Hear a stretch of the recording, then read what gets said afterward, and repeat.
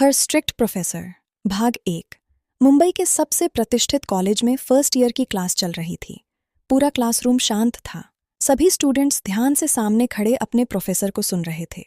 Professor शौर्य सभरवाल, करीब 27 साल का, लंबा आकर्षक व्यक्तित्व, तीखी आंखें और ऐसा रौब कि बड़े बड़े लोग भी उसके सामने 2 बार सोचकर बोलते थे।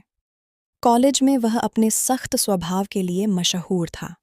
उसकी क्लास में देर से आने की हिम्मत किसी में नहीं थी। लेकिन बहुत कम लोग जानते थे कि प्रोफेसर शौर्य सभरवाल सिर्फ एक प्रोफेसर नहीं था।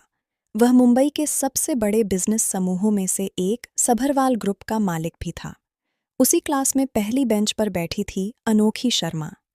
बड़ी बड़ी मासूम आंखें, चेहरे पर हमेशा रहने वाली प्यारी सी मुस्कान और स्वभाव ऐसा कि हर कोई उसे पसंद करता था।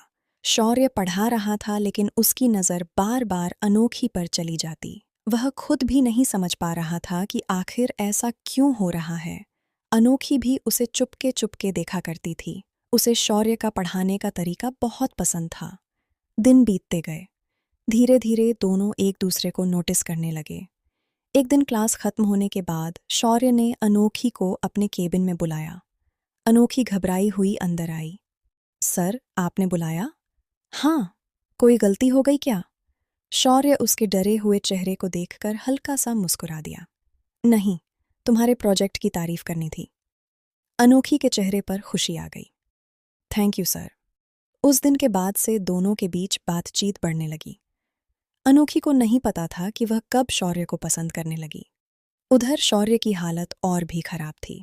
वह पूरी तरह अनोखी के प्यार में पड़ चुका था, लेकिन उसके अंदर एक डर भी था।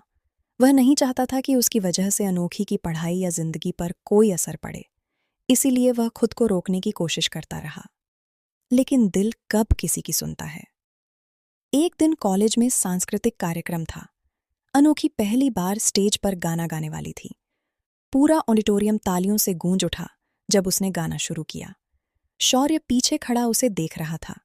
उसे लग रहा था जैसे पूरी दुनिया रुक गई हो। गाना खत्म होते ही पूरा हॉल तालियों से भर गया। लेकिन शौर्य के लिए सबसे खूबसूरत चीज तालियां नहीं थीं, बल्कि वो मुस्कान थी जो अनोखी के चेहरे पर थी।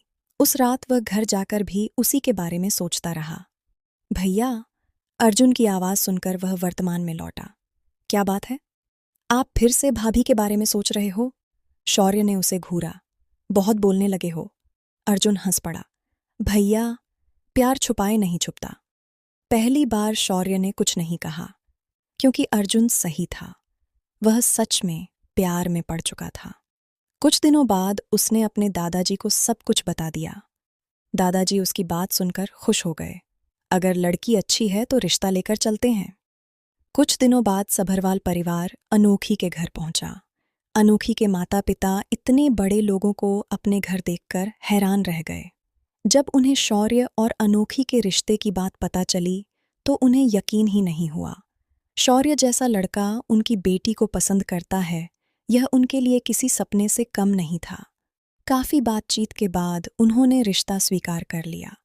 जब शौर्य को यह खबर मिली तो उसकी खुशी का ठिकाना नहीं रहा। वहीं अनोखी को तो अपनी किस्मत पर विश्वास ही नहीं हो रहा था। जिस इंसान को वह दिल ही दिल में चाहने लगी थी, वही इंसान उसका जीवन साथी बनने वाला था। कुछ ही दिनों में दोनों की सगाई हो गई। हालांकि यह बात अभी कॉलेज में किसी को नहीं बताई गई। अब जब भी दोनों आमने सामने आते, अनोखी शर्मा जाती और शौर्य उसे देखकर मुस्कुरा देता। एक दिन कॉलेज के पीछे वाले गार्डन में अनोखी अकेली बैठी हुई थी। वह एक छोटे से खरगोश के साथ खेल रही थी। तभी एक लड़का वहां आया। वह काफी देर से अनोखी को देख रहा था। उसने उससे बदतमीजी शुरू कर दी। अनोखी घबरा गई। तभी अचानक वहां शौर्य पहुंच गया।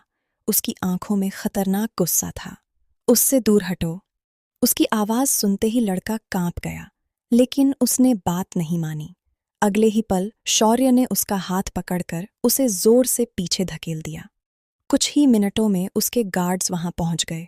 शौर्य ने उन्हें इशारा किया और वह लड़का वहां से ले जाया गया। अनोखी अभी भी डरी हुई थी। शौर्य उसे अपने केबिन में ले गया। कुछ देर दोनों चुप बैठे रहे। अनोखी ने पहली बार देखा कि शौर्य कितना गुस्से में था, लेकिन उस गुस्से के पीछे डर था। उसे खो देने का डर। धीरे धीरे उसने उसका हाथ पकड़ लिया। मैं ठीक हूं। बस इतना सुनते ही शौर्य की आंखें नरम पड़ गईं। उसने पहली बार महसूस किया कि यह लड़की उसकी कमजोरी बन चुकी है। उस दिन के बाद दोनों पहले से ज्यादा करीब आ गए। शौर्य उसे हर छोटी बड़ी बात पर ध्यान रखने को कहता। समय के साथ साथ उनका रिश्ता और मजबूत होता गया। अब अर्जुन और अनोखी की भी बहुत अच्छी दोस्ती हो चुकी थी। अर्जुन हर छोटी बात अनोखी को बताता था। धीरे धीरे वह उसे अपनी भाभी ही नहीं मां की तरह मानने लगा। उधर शौर्य अपने बिजनेस और कॉलेज दोनों को संभाल रहा था। सब कुछ बहुत अच्छा चल रहा था, लेकिन जिंदगी हमेशा एक जैसी नहीं रहती। एक ऐसी घटना होने वाली थी जो उनके रिश्ते की गहराई को और मजबूत कर देगी। जारी रहेगा।